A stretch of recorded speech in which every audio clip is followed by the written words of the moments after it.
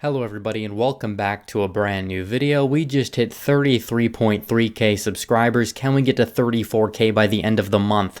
Please like this video down below and comment down below before we get started. We live in a world that is in crisis, one that we do not know what to expect next. As Americans, we need to be prepared, and that includes avoiding the long lines at the grocery store by stocking up on disaster food supply, and there is no better disaster food kit than the ones over at American-made My Patriot Supply. Take action so you're ready for what's coming and save $100 on a 4-week emergency food supply when you go to my special website, preparewithredeagle.com. Those that know what's coming are preparing today. Go to preparewithredeagle.com. That's preparewithredeagle.com. But today we do have to talk about the Wisconsin election results that happened yesterday. Basically, they voted over a week ago, but we do have results that are finally coming in today. We've got everything 100% in. They did tabulate the votes pretty fast for doing it just all on yesterday. So we do have all of the data points that we can use today to analyze this map and to really see what went down. So it's very important that we first analyze the Democrat primary. Even though the Democrat primary is basically over, Joe Biden has won. Today he got the endorsement of Barack Obama. Former President Obama endorsed him at what looked like endorsing him at gunpoint. It was kind of weird, kind of shady, kind of sketchy. And at the end of the day, I don't think that's going to really pay off. I don't believe that Obama has very strong coattails. Even if you look at 2018, he virtually failed in all the areas he tried to drum up support, places like Florida, North Carolina, Georgia, etc. But Biden did steamroll Bernie Sanders completely. Counties that Bernie won. In fact, I'll show you this map I made on my Twitter today. In green are the counties Bernie won in 2016. In yellow are the counties either Biden or Clinton won. So Sanders won every county except Milwaukee County, which he lost by 3. And this year, 2020, he didn't even win a single county. I don't even know if he really even came close to cracking 40 in any other than Dane. I think Dane, he cracked 40%, and maybe a couple of other rural counties he was able to do it. But basically, from being this formidable candidate to now being reduced to nothing, and I've done videos about this. I don't want to spend too much time talking about it, but it basically shows how far Bernie Sanders has come and how far his downfall has gone. He's caved into the left on a lot of far left issues in terms of things like political correctness, things that he was for back in 2016 when he said, hey, reducing immigration is actually good for wages. He doesn't talk about that anymore. He's kind of losing his populist appeal, and again, he voted against things like the USMCA trade deals and things like that. He doesn't have the same support base that he had back in 2016, and it shows that he's losing significantly badly to people like Joe Biden. If you look at the state of Wisconsin, it showed a near 50 net point swing away from Bernie Sanders, which is actually insane when you think about it. But the more important race that a lot of people are mentioning, mainly on the left, are talking about this Supreme Court race. And I did not make a prediction about the Supreme Court race for basically several reasons. I thought that the early voting did look good for Republicans, believe it or not, especially in Republican counties. But at the same time, when I thought about it more, I realized that this primary was on the same day as the Democrat primary. And it was genius on the part of Bernie Sanders to actually drop out of the race after the Wisconsin primary took place, because in that point he could draw more people to the polls and you could get Jill Karofsky in the Supreme Court. Now, this does tilt the balance a little bit in favor of Democrats. I believe it is still a Republican-led Supreme Court, which is a good thing. It's a good thing that the Republicans were able to hold the seat last year, in which I believe was a lot more of a fair playing field in terms of the turnout game, which is fine. But I look at this map and I look at it and I basically see noticeable patterns of things. The WOW counties really solidified themselves in favor of Kelly, but the vote margins in places like Ozaukee was not necessarily that high.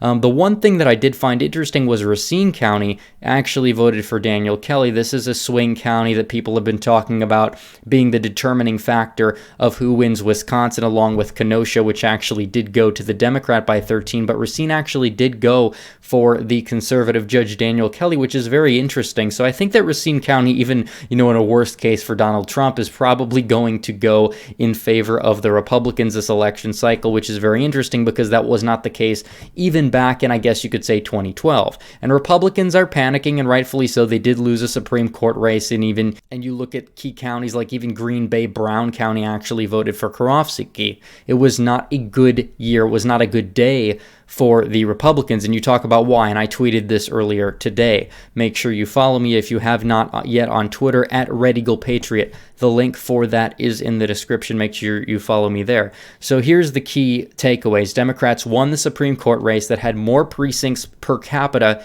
in blue counties due to the global pandemic that's going on. And people are talking about this and they're saying, before the election, Republicans are trying to steal this race because there's only 5 precincts open in Milwaukee County. But there was only 1 precinct open in Waukesha County at the same time, I believe. So basically, you had more precincts per capita actually in the blue counties, so that was a lot easier, I guess you could say, to vote, and people were a little bit more apt to. Now, I'm not blaming, putting the blame game on that. I'm not necessarily going to sit here and say, it was an unfair system, because I don't necessarily believe that was entirely true.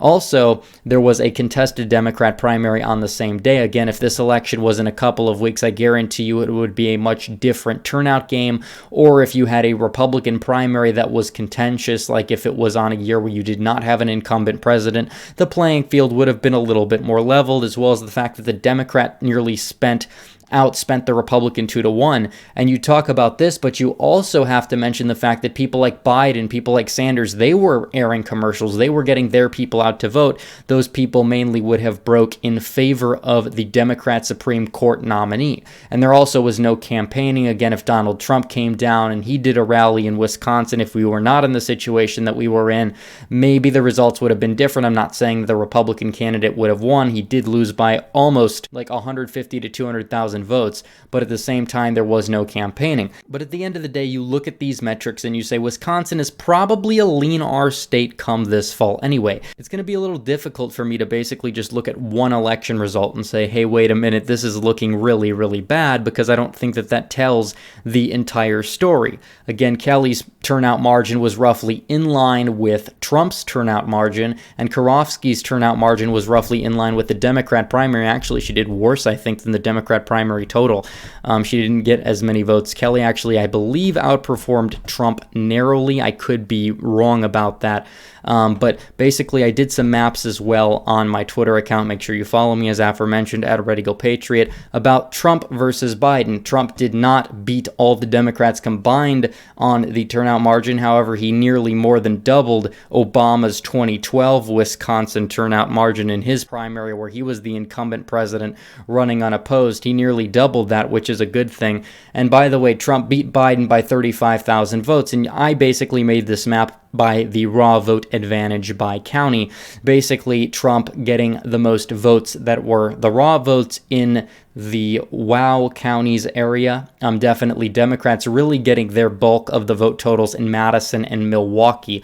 And I did this map that probably can tell more of the full story, where I did percentage of the advantage by county, Trump versus Biden. Now, definitely, this does not tell the full story. This does not mean Trump is going to beat Biden by 3 percentage points, because you have two factors, one working for Trump and one working against Trump. One is Trump was uncontested. There was really no reason for people to turn out for Donald Trump in a global pandemic nonetheless. Number two, one thing that goes against Trump is Biden did have to face Sanders. So they both have to get voters on their side who did not vote in the primary, which is completely and totally understandable. But if you look at the core bases and where they stood now, Trump did beat Biden in this election by the primary. I'm looking at the county map, and what do I see? Again, you see these solid areas in the WOW. I did make a mistake on the key. The Trump 5 to 10 counties and the Trump over 15% counties were flipped.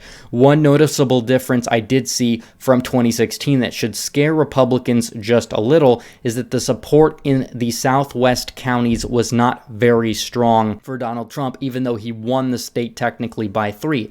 So basically, Trump could be losing in some of these rural counties while gaining in the WOW counties, and that could propel him to a larger victory than what he had in 2016, because we do talk about Trump actually winning the state of Wisconsin. I've been saying 2 to 3 points is probably where I would put it at right now. I do not think Trump is going to lose the state at the moment, but basically at the same time, you do see trends potentially moving away from Trump. You saw it in the governor's election.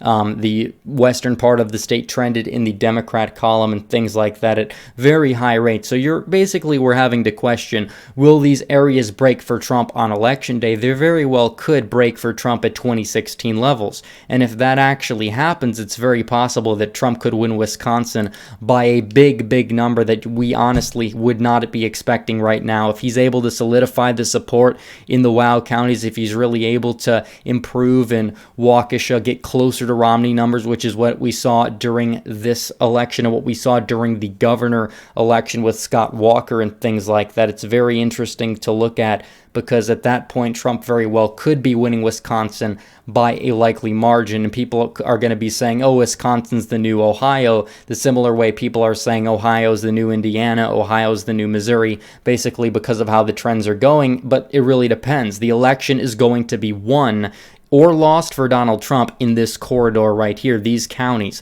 these very light red counties that I'm basically highlighting right now in the western part of Wisconsin. Trump's going to have to do rallies there. He's going to have to hold rallies in places like Eau Claire, La Crosse. He's going to have to go to southwest Wisconsin. There's a lot of room for improvement for Republicans, and it's very possible that Donald Trump can actually go into these places and win the election through them. Also, it's important that he solidifies his support elsewhere, because if Trump really underperforms in these areas, the election might not be as easy for him as you would expect, because Wisconsin is ground zero. If Trump wins Wisconsin, assuming he holds the 260 firewall, he has really no chance at losing this election. Personally, I do think he will. I do think he will hold Wisconsin and do it, but at a very minimum, if Trump does perform well here, that basically will prove that he has a very good chance at being reelected. Right now, looking at the Trump versus Biden map, if he does this well, it will be just enough to win. However, he's probably going to need to do better, and I really think he can do better at the end of the day, because you are going to have campaigning, hopefully, before the election. So anyways, guys, thanks for watching this video. By the way, make sure you watch my mail-in ballots video. Not a whole lot of people saw my video on mail-in ballots. I don't know if it wasn't getting recommended to people or what that issue is, because we saw a big drop in views, but make sure you go see my mail-in ballots video. Anyways, guys, thanks for watching this video. Please like this video down below, comment down below, subscribe to the channel, hit the bell for notifications so you never miss another video, follow me on social media, join the Discord and subreddit, donate to the Patreon, and subscribe. Star links in description. As always, guys, thanks for watching. Red Eagle, out.